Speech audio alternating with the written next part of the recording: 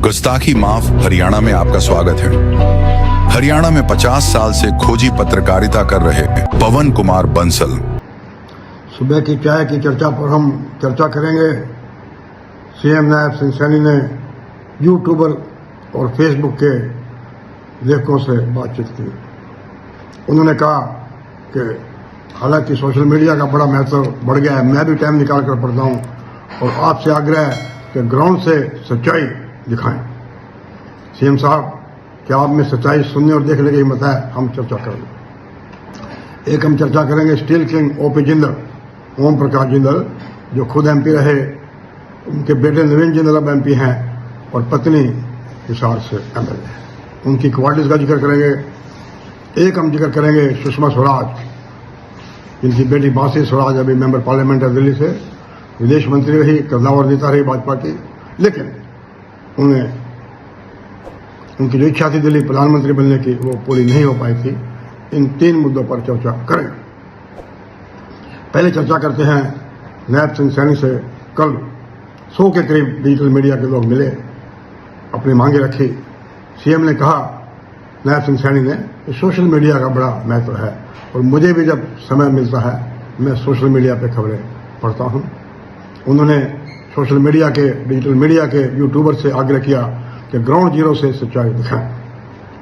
नायब सिंह सैनी जी, मैं आपसे पूछता हूं कि आपके अंदर सच्चाई सुनने और देखने और पढ़ने की हिम्मत है? इसके लिए बड़ा दिल चाहिए।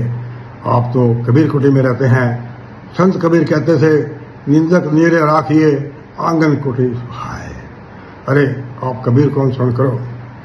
नायब सिंह सैनी जी, आप गुस्ताखी माफ हरियाणा को तो ना यूट्यूबर मानते हो, ना पत्रकार मानते हो। हालांकि बता दें, 50 साल से खोजी पत्रकारिता कर रहा हूं हरियाणा में, और हरियाणा की राजनीति, पॉलिटिक्स, गवर्नेंस और संस्कृति पर 3 किताबें, जिनमें खोजी पत्रकारिता के टिप्स लिख चुका हूं। इनके प्रशंसकों में खुशवंत सिंह, उदयप नैयर, प्रभात जोशी, न्यायमूर्ति पीबी सावंत और क्रिकेटर कपिल देव भी हैं। इसके बावजूद भी हरियाणा सरकार ने, आपकी सरकार ने, आपके मीडिया एडवाइजरों ने तो इस लायक नहीं समझा कि मुझे भी आमंत्रण कर देते, इस बहाने मैं भी आपके साथ चाय पी लेता। चलो खैर, कोई बड़ी बात नहीं है। सरकार माने ना माने, मेरे लिए तो हरियाणा ही नहीं, देश विदेश में बैठे मेरे पाठक मेरा प्यार है, मेरी प्रेरणा के स्रोत हैं। वो पढ़ते हैं, टिप्पणियां करते हैं, उससे ही मुझे उत्साह मिलता है, हौसला मिलता है। आपको सही साहब बता दें, आपके मीडिया एडवाइजर्स को भी बता दें, आप बेशक पत्रकार मानो ना मानो, इससे कोई फर्क नहीं पड़ता।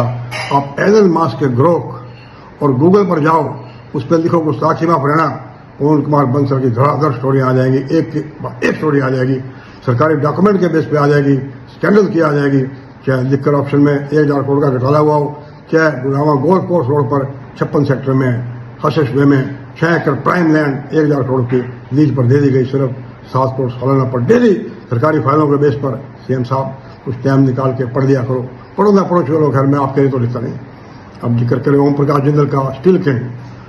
और बता दें, ओम प्रकाश जिंदल और भूपेंद्र सिंह हुड्डा में जो मुलाकात हुई थी, जो दोस्ती हुई थी, मेरे रोहतक निवास पे हुई थी, उन दिनों में जनसत्ता अखबार का रिपोर्टर संयोग से दोनों आगे।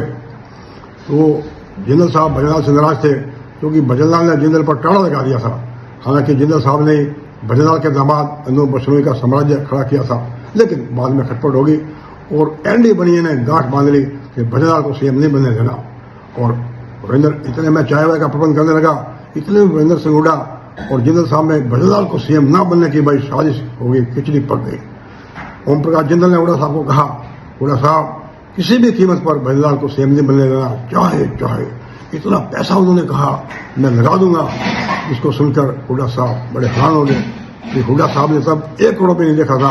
ओपी जिंदल ने कहा, मैं 100 करोड़ रुपये लगा दूंगा, 100 करोड़ रुपये, लेकिन किसी भी कीमत पर भजनलाल को सीएम नहीं बनेगा। 3 चर्चा करेंगे हम। ओपी जिंदल साहब स्टील किंग बन गए। उन्होंने अपनी मेहनत से पूरा बड़ा साम्राज्य खड़ा किया, बड़े दिलदार थे, दिलदार थे। हालांकि उनके बेटे नवीन जिंदल में वो क्वालिटीज नहीं है, चलो अलग बात है। अजय स्पीकर क्रम सुषमा स्वराज का विदेश मंत्री रही, फायरब्रांड नेता थी, और लेकिन उनकी एक इच्छा थी प्रधानमंत्री बनने की, लेकिन वो पूरी नहीं हुई। आपको बताते हैं, एक बार उनसे उन्होंने किसी जोशी से पूछा था कि मेरे पीएम बनने के योग है क्या।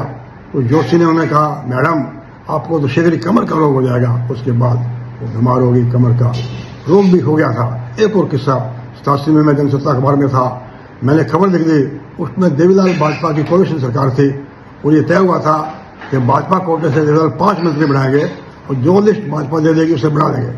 लेकिन तब भाजपा में झगड़ा हो गया, अडवाणी किसी के लिए, वाजपेयी किसी के लिए सिफारिश कर रहा था। तो मैंने खबर लिख दी, प्रभात जोशी ने उसमें संपादकीय लिख दिया, सुषमा स्वराज ने जोशी को शिकायत की।